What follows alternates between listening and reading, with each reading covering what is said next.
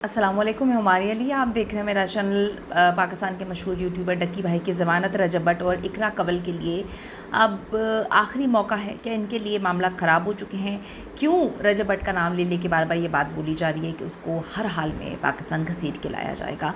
Remand की आखिरी रात डक्की को क्या यकीन दहानी करवाई गई थी? चैनल का कंट्रोल इस वक्त किसके पास है? क्या चैनल से कुछ चीज़ें डिलीट भी की गई हैं?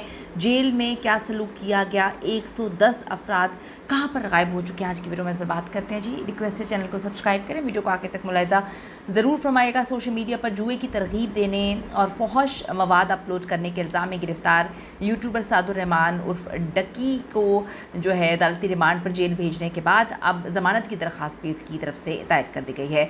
तकरीबन 3 हफ्ते जिस्मानी रिमांड उनका मिलता रहा और बहुत सारी चीज़ें ऐसी थीं जो उनसे उगलवानी थी, निकलवानी थी। बहुत सारी ऐसे सबूत मिले, बहुत सारी ऐसी चैट्स थीं बकौल पुलिस के डिलीट भी की गई, उसको रिकवर वगैरह किया गया। लाहौर की ज़िली अदालत ने पीर के रोज़ national cyber crime investigation agency की जानिब से मज़ीद 8 दिन की जिस्मानी रिमांड की दरख्वास्त को पहली बार मुस्तरद किया है। अदालत की कार्रवाई जुडिशल मजिस्ट्रेट नईम वट्टू की सरबराही में हुई। तफ्तीशी ऑफिसर शोएब रियाज ने यूट्यूबर की जिस्मानी रिमांड में जो भी तौसीक की इस्तदा की गई थी, अदालत ने इस दरख्वास्त को मुस्तरद किया है। डक्की के वकील ने भी इस तौसीक की मुखालफत की थी। अब जी यहाँ बड़ी इंपॉर्टेंट तरीन चीज़ें हैं। यहाँ डक्की का एक बयान इस वक्त बहुत ज़्यादा वायरल हो रहा है। डक्की आपको पता है कि लोगों को बहुत ज़्यादा पसंद है। सबसे पहले रोस्टिंग किया करता था, उसमें काफ़ी ज़्यादा फहश किस्म की बातें, ज़ूमाइनी बातें, गंदी चीज़ें होती थी। लेकिन फिर जब इसने शादी करने के करीब आया तो उसने कहा मैंने व्लॉगिंग स्टार्ट कर दी। इनकी फैमिली भी आती है व्लॉगिंग में, इनकी बीवी भी आती है और इनका कंटेंट बहुत हद तक बहुत बेहतर हो गया बाकी यूट्यूबर्स की अगर हम बात करें। लेकिन जो मामलात निकले वो ये कि जी जितना मर्ज़ी पैसा आ रहा हो, एक ऐसा कुआँ है कि लोगों का पेट नहीं भरता। लोग पैसे की भूख में इस हद तक आगे जा चुके हैं जो इस वक्त चीज़ें समझ आ रही हैं कि इन चैनल से तो लोग पैसे कमा रहे हैं, बिज़नेस वगैरह कर रहे हैं, लेकिन जुए की तरगीब करना शुरू कर दिए, जुए की ऐप्स को प्रमोट करना शुरू कर दिया। यही मेन मुद्दा है।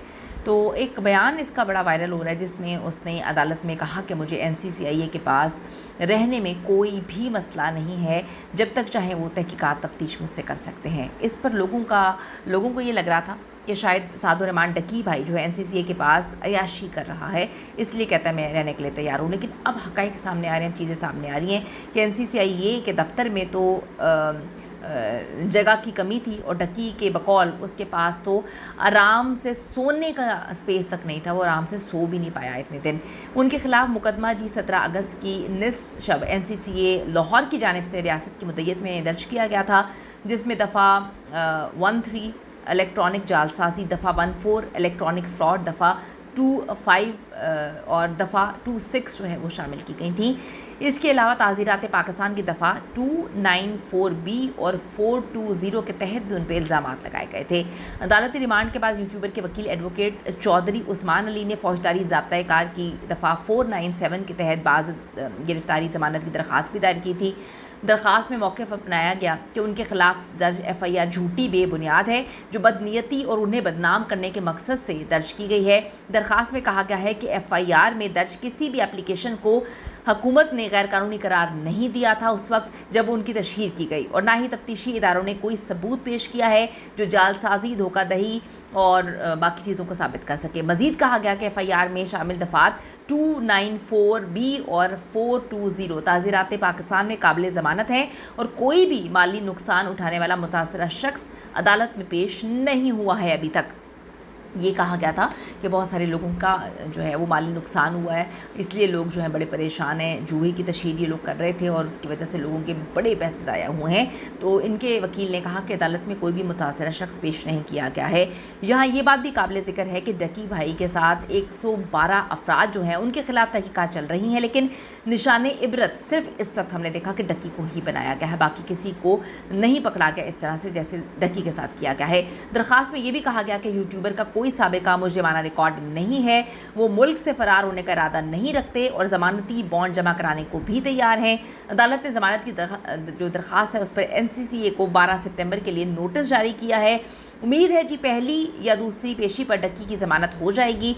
ये लग रहा है कि उसकी रिहाई मुमकिन हो जाएगी। NCCIA ने कई दीगर मशहूर इन्फ्लुएंसर्स को भी ज़ाब्ता नोटिस जारी किए हैं, जिसमें यूट्यूबर रजब भट्ट है, टिकटॉकर इकरा कंवल है।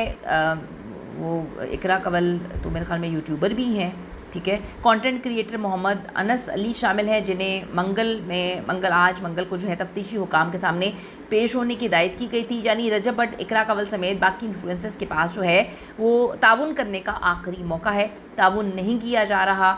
मामला थोड़े से अजीब हैं, इसी वजह से मामला बहुत ज़्यादा अजीब हुए हैं। बात यहाँ पर यह है कि मैं इस तरह की बात बोलती हूँ कि सही जब करेंगे तो फिर कोई आप पर हाथ नहीं डालेगा, जब गलत करेंगे तो फिर कहीं ना कहीं पकड़ाई तो होगी, कभी भी पकड़ाई हो सकती है, आज हो कल हो। तो ये अब देखें कि रकी को ज़मानत कब मिलती है। लग रहा है होपफुली जल्दी ज़मानत मिल जाएगी। आपका सारे मामले पे क्या कहना है, ज़रूर अपनी कीमती राय दीजिएगा। See you in the next video.